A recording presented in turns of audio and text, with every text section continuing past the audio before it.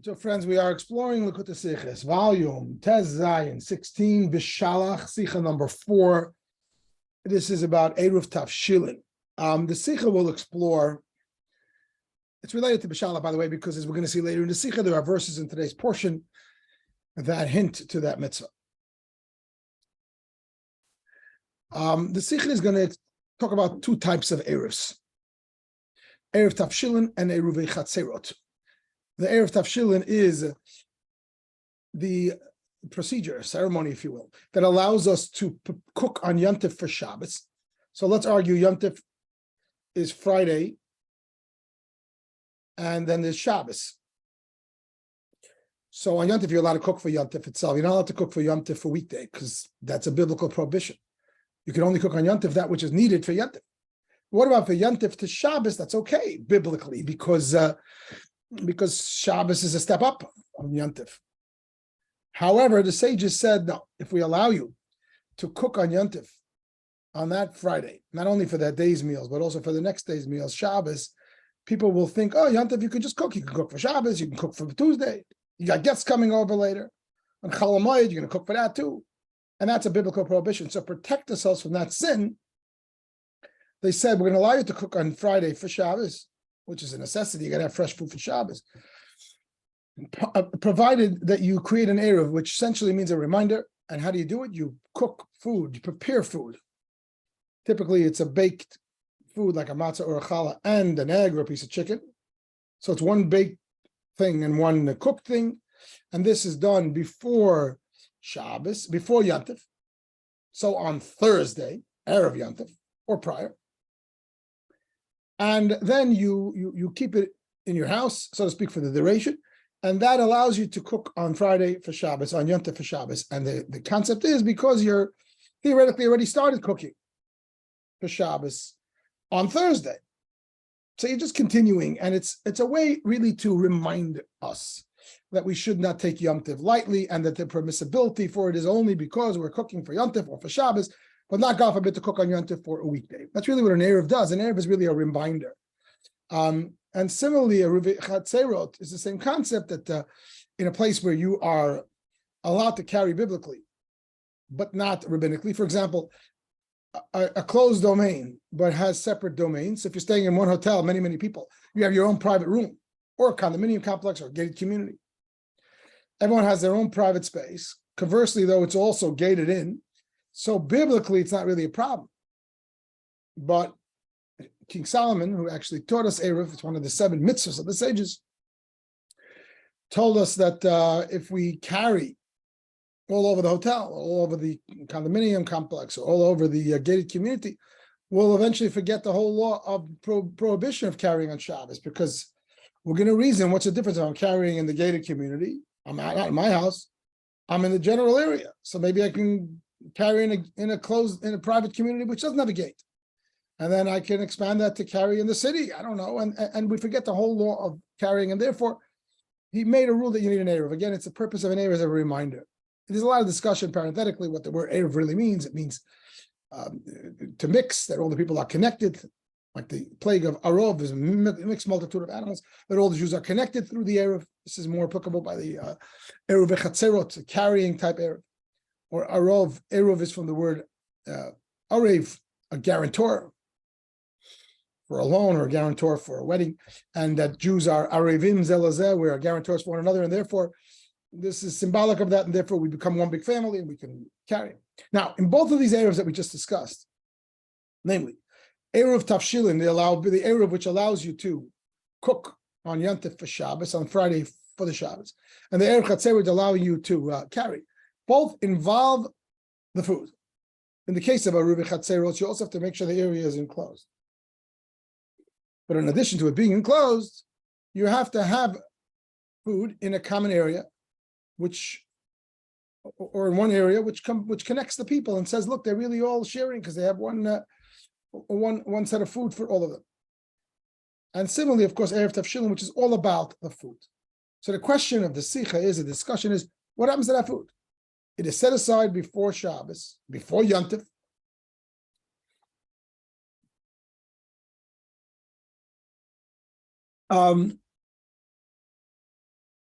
And suppose you went to a hotel for a program for Shabbos, right? And somebody's gonna make an Erev around the hotel so people can carry for the program, the Shabbos program. And arguably, they're gonna make this Erev. They're gonna take some challah and some food and set it aside. When should it be set aside and when should it be eaten? Some might say you don't need to set aside food in that case because if they're in a hotel Shabbos program, they're all eating in the same dining room, so that covers it. But I assume that they still do it in terms of a formality of it. So what happens to that food? And the same thing is with the Erev Tafshilin. On Thursday, before Yontif, which was Thursday night, Friday, you set aside that matzah and the egg. When do you eat it? You don't have to eat it, but you should eat it, right? The Talmud says you should eat it because you did a mitzvah with it. You should do another mitzvah, make a blessing on it, eat it for a meal for Shabbos. So when should you eat it? So that becomes a discussion.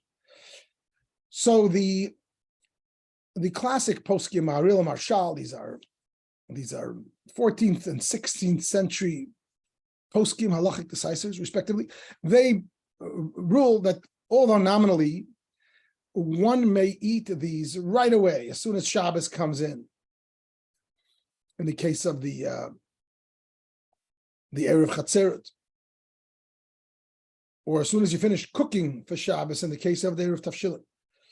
So to keep it simple, but a Friday night meal, in both cases, whether it's food for Erev Tafshilin, for cooking allowability, or it's a food for Erev Chatzeres, for carrying allowability, they both need to be set aside before Shabbat, before Shabbos, or an Erev Tafshilin before Yom Tov.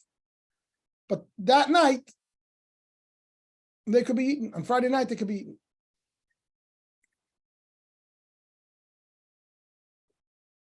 That is the basic law. Shabbos is already here. You already finished cooking for Shabbos. You can eat it. However, the poskim, the early decisors quoted earlier, say it's preferable not to eat it on the first Friday night meal. It's preferable to save it for the last meal of Shabbos. They say this to be true by both types of Erevs, be it Erev Tafshilin, the cooking Erev, or Erev Chatzeret, the carrying Erev. Save it for the third meal. So what you do, you should, for Friday night, you should have it as one of the two breads, but break the other bread. For Shabbos lunch, you save it for the second two breads, but break the other bread. And then for the third meal, Shabbos should use that as your bread. And what did you gain? Because now you took one mitzvah and used it 4 times over. It's a mitzvah of making an Erev. It's a rabbinic mitzvah, one of the 7 rabbinic mitzvahs. And but now, as is quoted from the Talmud, that once you did one mitzvah with something, you should do other mitzvahs with it as well. Some of us might be familiar with the concept that there's a custom by many that we take a lulav and we save it for the burning of the chametz so that we do another mitzvah with it to help make the fire. So you already did a mitzvah of Erev. Don't just let it be, or don't just eat it for lunch. Use it for Friday night meal. So it's a mitzvah of Lechem Mishnah. And it's again doing the mitzvah of Lechem Mishnah in the morning. And then you're eating it during Shalosh Shudas. So it did 3 additional mitzvahs in addition to the actual mitzvah original. This is not a requirement, but this is a higher level. And this is the law that's brought down from the classic poskim, decisors. Equal across the board, both types of Erev. Comes along the Alter Rebbe in his Code of Jewish Law, and he splits the difference. And he says, wait a minute, if you're talking about the Erev Tafshilin, you should hold it to the third meal. If you're talking about the Erev Techumim, the Erev Chatzerot, the carrying type Erev, you should eat it for lunch, Shabbos lunch, daytime meal. Ideally, he doesn't mention the concept of saving it for Shalosh Shudas. So the Rebbe says 2 questions. First of all, why would the Alter Rebbe split the difference? Whereas the source, the poskim, make the same by both. The Alter Rebbe says no. He's ruling, and obviously he has basis and backing for it in various halachic authorities. He's ruling to make a different distinction between the Erev Tafshilin and Erev Chatzeros. Erev Tafshilin, you should eat at the third meal. Erev Chatzeros, ideally at Shabbos day.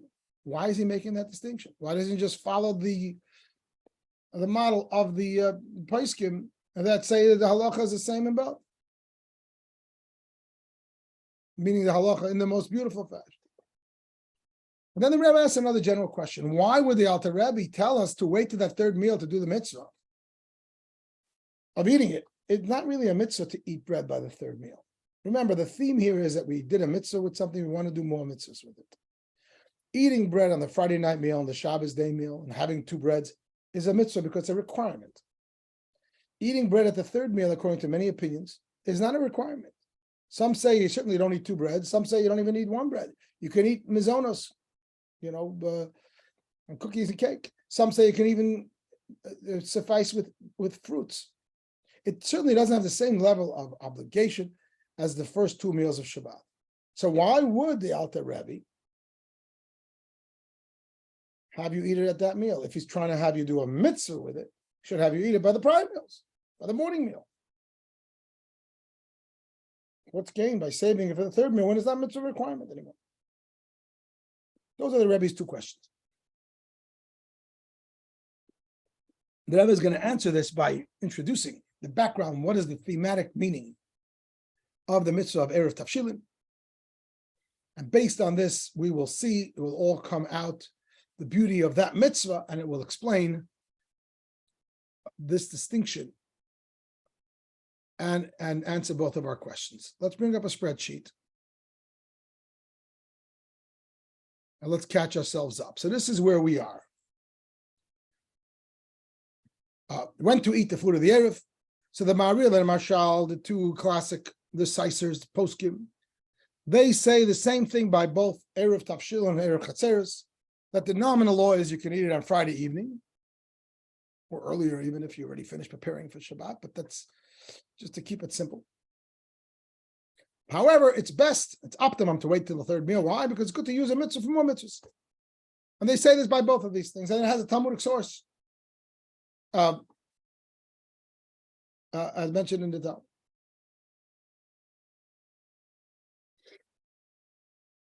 The Alter Rebbe in his code says, Erev Tavshilin, he says what they say, that best to wait till the third meal. By Erev Chatzeres, he changes it. No, you can eat it Friday, but best to wait till Shabbos morning. There isn't even a best to wait till the third meal. Says the Rebbe two questions. Number one, why the Alter Rebbe differentiates between the two Erevs? And number two, why is the third meal even an optimum time? And it isn't even a mitzvah obligation to eat bread during that meal. So if you're trying to get mitzvahs done, more mitzvahs done with this piece of challah, you should eat it by lunch.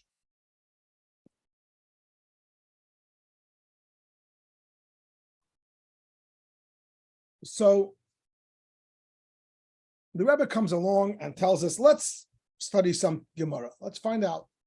We're going to find out that there's two reasons for the mitzvah of Erev Tavshilin that are given. It's interesting that if you ask most Jews who are a little knowledgeable, they say, of course I know the reason I mentioned earlier, to allow you to prepare on Yom Tov for Shabbos, but that is not the only reason brought in the Talmud. There are two reasons brought in the Talmud. The reason why we all know that reason is because that's the halacha. That's what we go by. But as you can see on your screen, there's Rav Ashi and Rabbi. Rav Ashi is the one who says the reason that we're all familiar with. It's a reminder of a prohibition to cook on Yom Tov for weekday. So if Yom Tov is Friday, and I want to cook on that day, Yom Tov, for the next day for Shabbos, even though biblically I'm allowed to cook Yom Tov for Shabbos, because Shabbos is also Yom Tov, and it's greater than Yom Tov. But if I might make a mistake and think that Yom Tov is just you're allowed to cook, it's cooking day, and I'll cook for Sunday on Monday, and that's a biblical prohibition, a big problem. So therefore, to avoid that problem, they made an Erev. By the way, another word for an Erev is like a siman. It's a sign. It's interesting that the sages use that word Erev, and it's used parenthetically not only for these two, but for a few other things where the common thread is only one thing, that it's a sign, it's a reminder, which is by the way why it's employed very liberally. You understand? It's just a reminder. For example, Erev Chatzeres, if you forgot to make it and someone else in town or the local rabbi made it and had in mind the whole town, you can go by it. It's employed liberally because it's really merely a reminder not to take Shabbos liberally. But coming back, so Rav Ashi says that's the reason for prohibition. This is the reason we're all familiar with. So you start cooking on Thursday or prior, and now when Friday comes, you already started cooking, so you're just continuing. That trick only works because all you're looking for is a reminder that what you're doing, which is nominally allowed, cooking for Yom Tov to Shabbos, On the biblical level, it's nominally allowed. But there's a reminder that, don't take Yom Tov lightly. And don't, God forbid, ever make the mistake of cooking on Yom Tov for a weekday. Rabbi says no. If I'm sitting on Friday, I'm cooking for Yom Tov. And I'm having guests, it's Yom Tov. And I'm not mindful that tomorrow is Shabbos or tonight is Shabbos, I may not have enough food left over for Shabbos. And therefore, by doing the Erev Tavshilim on Erev Yom Tov, as I'm setting aside my food, I'm purchasing and setting aside my food. In our world, I'm defrosting my chickens and flesh for Yom Tov and Shabbos. For Yom Tov, I'm keeping them on Shabbos too. Remember, this is before the age of refrigeration and storage. So you have to go and you have to make sure that you bought. And if you're not mindful that there's another big day following Yom Tov, namely Shabbos, you're going to overlook it maybe. And you're not going to have enough food. You're not going to have the right food, quality food. And therefore, we make a reminder as we're preparing for Yom Tov, which is Friday. We're preparing on Thursday. On that same day, we're also doing some kind of procedure, some kind of act to symbolically remind us that Shabbos is coming, and therefore we should keep it in mind in our preparations. That's a reason that people are not familiar with, because again, the halacha leans according to the reasoning of Rav Ashi, but Rava's reasoning is also Torah, of course, and part of the truth of Torah. So the Rebbe says, let's trim it down, let's cut to the chase. So the difference between Rav Ashi and Rava, if you think about it, Rav Ashi says that Erev Tavshilim is there to honor Yom Tov, and Rava says Erev Tavshilim is there to honor Shabbos. Right? Rav Ashi says it's there to honor Yom Tov. Namely, it's a sign to remind you that you shouldn't take Yom Tov lightly, and God forbid ever cook on Yom Tov for a week. It's to honor Yom Tov. Rabbi says no. That on the Thursday before the Friday, before the Yom Tov, and before the Shabbos, as you're preparing and you're buying your food and what have you, you should make sure to make an Erev to remind you Shabbos is coming too. And make sure you have the right food, the right flesh, the right whatever for Shabbos. So you're there to honor Shabbos. It really makes a crystal clear difference between these two Talmudic opinions. The classics, the Rosh and others, say that there's a halachic difference between these two opinions. There's a practical difference. Whenever there are two opinions in the Talmud, often there's a practical difference which makes the relevance of the argument more interesting.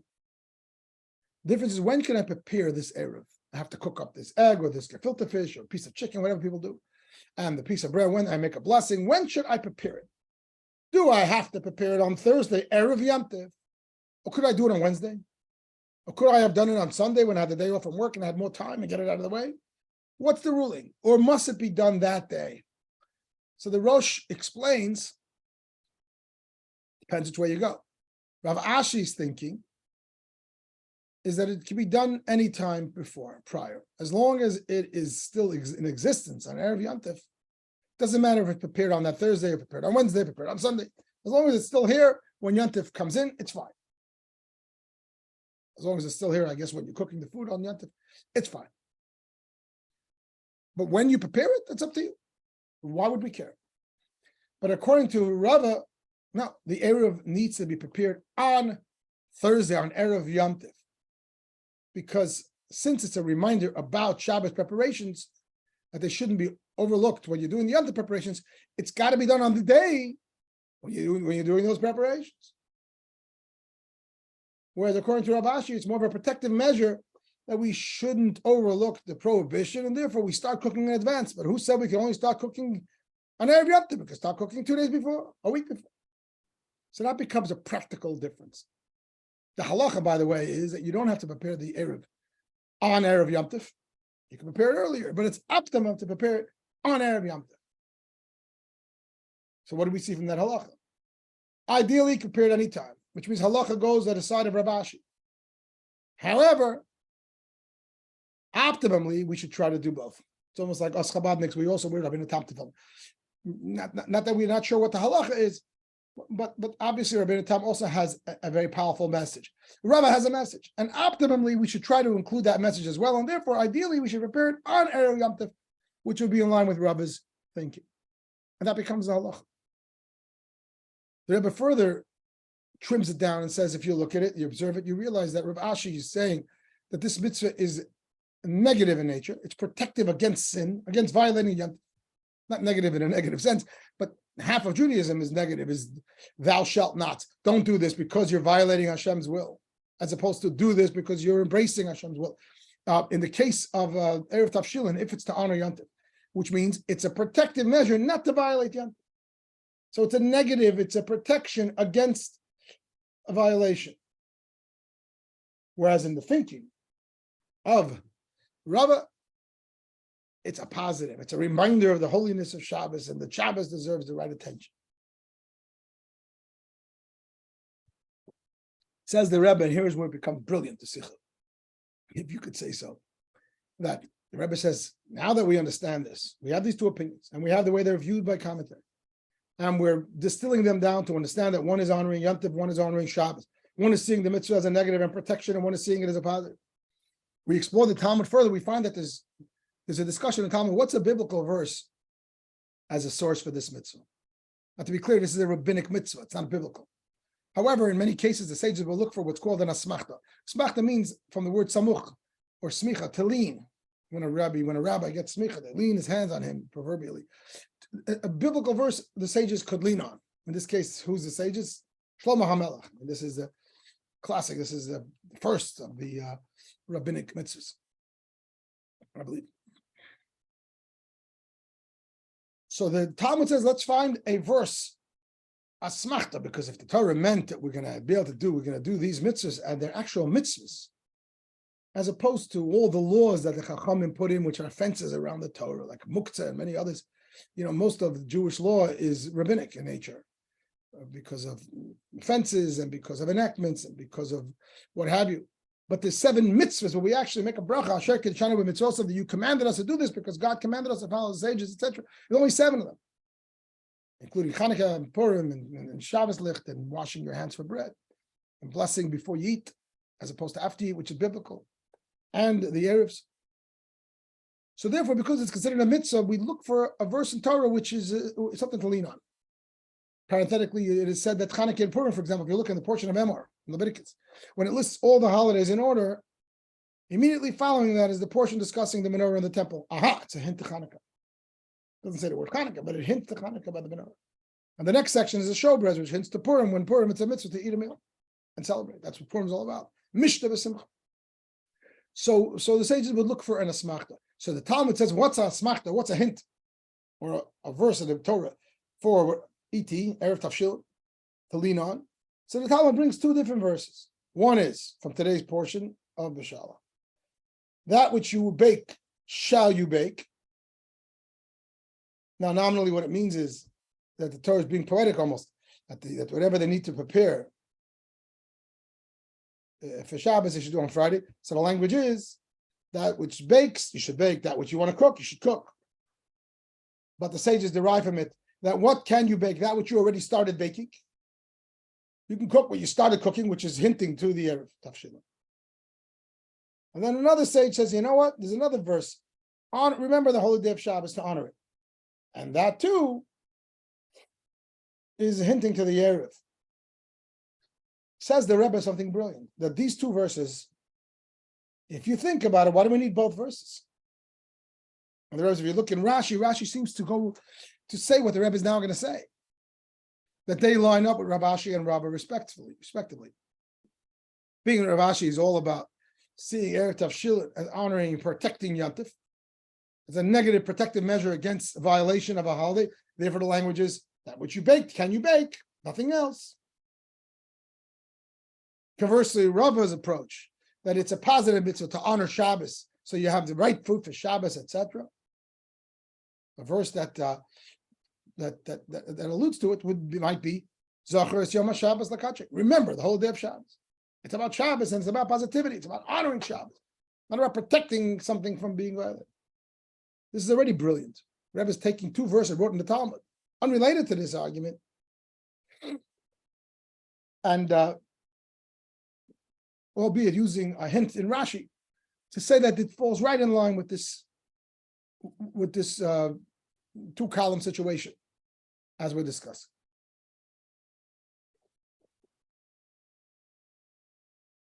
Says the Rebbe, now that we have all of this,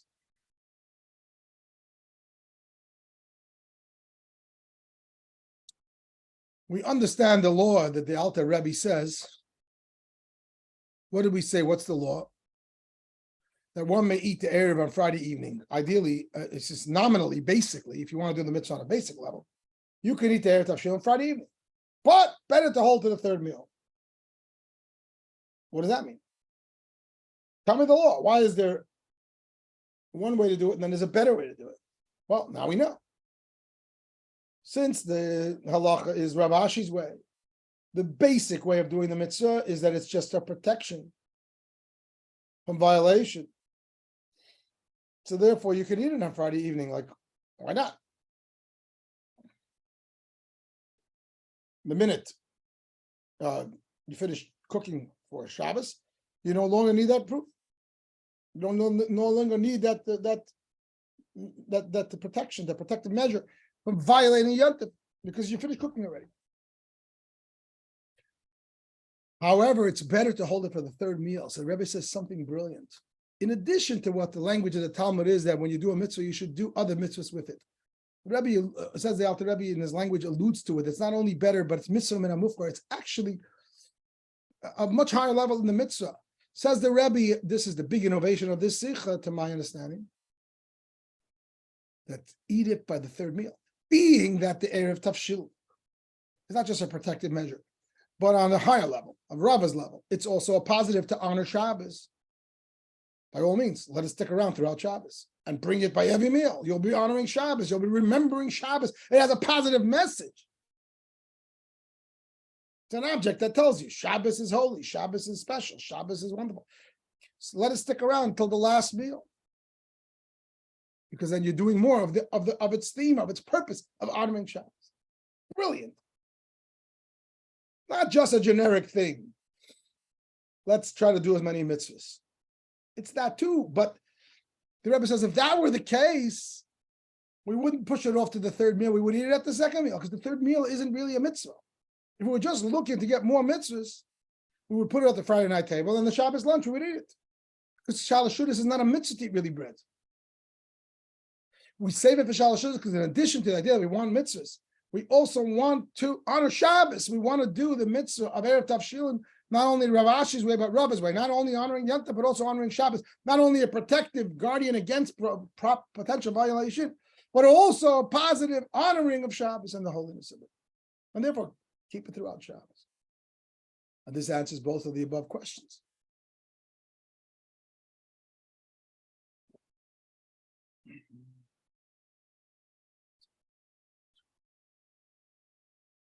What were the two questions that we had? Let's go back.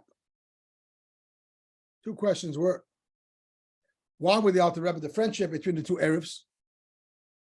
About whether or not you wait to the third meal or only the second meal. And why is the third meal an optimum time? It's not even a mitzvah obligation. So we just answered both questions. It's true. Let's go question 2 first. The third meal isn't an optimum time to do a mitzvah of eating bread because it's not an obligation. And that's why in a Rubi Chatzeris, don't wait till the third meal, eat it by lunch. Because all we're trying to do is get more mitzvahs with this bread. Why would you save it to Shalosh Shudas? It's not a mitzvah, according to many opinions. However, by Erev Tavshilin, the Alter Rebbe says, even though it's not a mitzvah to eat Shalosh Shudas bread necessarily, according to all opinions, but you know what? In this case, save the Erev and eat it for that meal. And why? Not just because you want to get many mitzvahs, but because you want to get the theme of Erev Tavshilin, which is unlike Erev Chatzeres. You don't have this theme of Erev Chatzeres. And what is that? Erev Tavshilin has, as mentioned, 2 themes. The basic theme of protecting Yom Tov, but a deeper theme, an additional higher level theme, beyond the letter of the law theme, of honoring Shabbos, and therefore we hold on to the Erev till the end of Shabbos. And by keeping this beyond the letter of the law, additional custom, we're honoring both opinions, and we are getting the entire benefit and the spirituality of the Erev Tavshil. The Rebbe concludes the powerful spiritual aspect. The Rebbe says, now that we've come to this point, where we have one mitzvah, Erev Tavshil, we have 2 themes, as rooted in the Talmud itself, in the Gemara, Rav Ashi and Rabbi, that it's a Yom Tov thing or it's a Shabbos thing. And the Yontif theme is the more basic, and that's the letter of the law. The Shabbos theme is the beyond the letter of the law, as mentioned in detail before. And that's why Halacha says that we practice like Rav Ashi, but optimally we also practice like Rabbi. Both in when we prepare it, that we could prepare it earlier, but it's better to prepare it on Erev Yontif to also satisfy Rabbi's approach. And also when we eat it. We can eat it right away, as soon as we finish preparing the food for Shabbos. Let's call it Friday night. But optimally, we should wait till the third meal to also get Rabbi. So now we can look, in other words, on a mystical level or on a spiritual level, we can see the Erev as a Yontif Shabbos dynamic. It's there to benefit Yontif. It's also there to honor Shabbos. What does this say on a personal level, on a spiritual level, our own Avodas Hashem, our own journey? So that Rebbe says Yontif and Shabbos. There are two levels of holiness. Shabbos is a holy day. You might say that represents the high level of a tzaddik. Who's holy? Who operates in the realm of holiness. He doesn't understand sin and temptation and the battle. He's a Shabbosdik. He's holy. Yontif represents you and I, the Balchuva, the struggling Jew, the Beinani, or the wannabe Beinani. How so? Because what is Yontif? It's an ordinary weekday that we make holy. Shabbos is not an ordinary weekday. From the beginning of time, God made all the Shabbos as holy. Yontif, we make it holy. It's not just called Kodesh, holy. It's called Mikroi Kodesh. Mikroi Kodesh means you call it holy. When the calendar was made by the sages, by the moon sightings, etc., they could decide when the holiday will be. And even now, we're following a holiday that was a calendar that was instituted by Hillel the Elder, etc., by the sages. And nominally, they're taking a weekday and deciding that this should become a holy day. And that's the theme of Yom Tov as opposed to Shabbos. They're not just the same thing with different laws. Shabbos teaches us, introduces to the world unadulterated holiness, like mitzvahs, holy things, tzaddiks, tzaddikim. The Yom Tov introduces to the world the opportunity to make weekday holy, to take mundane matters and do good things with them. And it represents in the person the idea of the person who struggles, and he's connected to mundane. He knows what sin is. He knows what temptation and negativity is. He's in the battle and he's trying to elevate it. That's a Yom Tov type theme person. Says the Rebbe, the Alter Rebbe is teaching us by bringing these two opinions. By the way, he reverses the order in the Talmud. The Rava is first, and then Rav Ashi, and the Alter Rebbe gives them a number, 1 and 2, reversing it, because in the service of Hashem, which comes first? The Beini or the Tzaddik? If I want to grow, I hope one day to grow up to be a Tzaddik, I got to start with a Beinani or a Balchuva. And therefore, the first opinion, the first step is the Yom Tif approach, the Rav Ashi approach, and the second one is the Shabbos. Because in Aveda, that's how it works. Another language would be Iskafia and Ishapcha. Iskafia means the service of Hashem, where I'm just subduing the animal soul, the Yetzer Hara's wishes, and I'm doing what's right, even if I don't want to necessarily. And the higher level is Hapcha, where I transform my whole negative. There's no more negative. Become Shabbosdik. Obviously, you can't jump to step 2 before you do step 1, and therefore the Alter Rebbe reverses the order in the Talmud. It's another brilliant hint here. The Talmud brings these two opinions in the reverse order, whatever its reasons are. And the Alter Rebbe reverses it and puts Rav Ashi first and numbers them 1 and 2, because in the spiritual service, it's also 1 and 2. And therefore he says, behave like Rav Ashi, but if you can, behave like Rav. As we mentioned earlier, translate in the spiritual way, as it says in Tanya chapter 14 and other places. Try to be a Beinani, that's your job. Try to behave, try to be normal. But don't give up on being a tzaddik. Don't give up on that promise, on that oath that your soul took, that oath. Ultimately, maybe you could do it. Or maybe more practically, it means that from time to time, we experience what it means to really love Hashem and get a taste of that, what have you. Whatever, Tanya doesn't allow us just to say, no, that's not in my league. No. My league is the Beinani league, the Iskafia league, the league of struggle and trial and error and trying to do the right thing, even though I don't always want to. But I can't just write off the whole book of Yiddishkeit where a person reaches a level of holiness and connection to Hashem on that level. I'm still Jewish. And therefore, Tanya says that still strive for it, so to speak. And the way that Rebbe puts it out here, if I know that there's a concept of perfection, a concept of a person who's truly in love with Hashem, etc., A, we might have a taste of that from time to time, but B, even now when we're doing our Beinani, our regular mundane service that we are capable of, we'll do it to more perfection. We'll do it with more energy, because we know that there is the higher level. that at the end of the day is connected to us. Maybe on our soul level, we're a tzaddik. Maybe because all Jews are Erev together, Arayim Zelazah. So the tzaddik service and our service are connected, whichever way you wish. But Judaism has both. It has Yom Tov and Shabbos, it has the Beinani, and it has the tzaddik. And it tells us, I want you to try to do the Beinani. But don't give up on the tzaddik. Don't give up on that higher level connection, which you might taste from time to time, which is expressed in halacha. Do the Erev as if it's a Yom Tov thing, a negative thing, a protective thing, like Bal Tshuva, not to sin. But don't, if possible, save it till Shalosh Shudas, which means, if possible, do it in a way that honors Shabbos, do it in a way of pure holiness, which is the theme of Shabbos. Try to incorporate in our service, in our Avodas Hashem, elements, sprinklings of the higher level of service when Yiddishkeit is our everything and there is no negative. The Rebbe even says, not only does the Alter Rebbe introduce these two things, and in that order, Iskafia and Ishapcha, control yourself, but don't give up on one day celebrating and transforming yourself, even maybe briefly or what have you.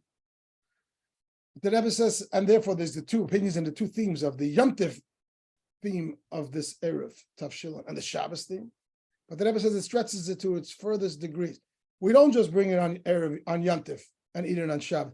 We prepare it on Erev Yom Tov and we eat it on the third meal of Shabbos. These are the two extremes. Erev Yom Tov in this context of the spiritual service means I'm not even a Beinani. If Yom Tov means I'm a Beinani, I'm a Jew who's doing the right things. I got control of myself. Iskafia. I have to force myself, but I'm in control. I'm Yom Tov. I've turned my mundane, my weekday into holy. What's Erev Yom Tov? I'm not even there yet. I'm less than the Beinani, I guess. And in that state of being, I'm preparing my Erev Tavshilin. I'm preparing my connection to Hashem. And when I already then say, you know what? I'm going to eat it on Shabbos, and not just Shabbos on the third meal. Shabbos represents the tzaddik, the holy. Shabbos is a holy day. The third meal is the holiest thing, but it's very lofty levels, which means even as I am less than a Beinani, I'm struggling. Maybe I'm still failing. I have in mind that I'm going to live my life in a way that is going to potentially be the highest level. Translate how you wish. Again, maybe it means because we're capable on some deep level of experiencing it, or we're connected to the Rebbe that experienced it. We'll experience Mashiach that experiences it, whatever you want. But ultimately, the level of Shalosh Shudas, the highest levels of Elokus, are still ours, still belong to us, because we still have souls, and we are mindful of them, and we keep them in our sights, and we aspire to inspiration that smells of that lofty level. Even as we are standing Erev Yom Tov, we're still struggling and maybe failing, God forbid. And even there, we are preparing the lechem, the Erev to be eaten at Shalosh Shudas.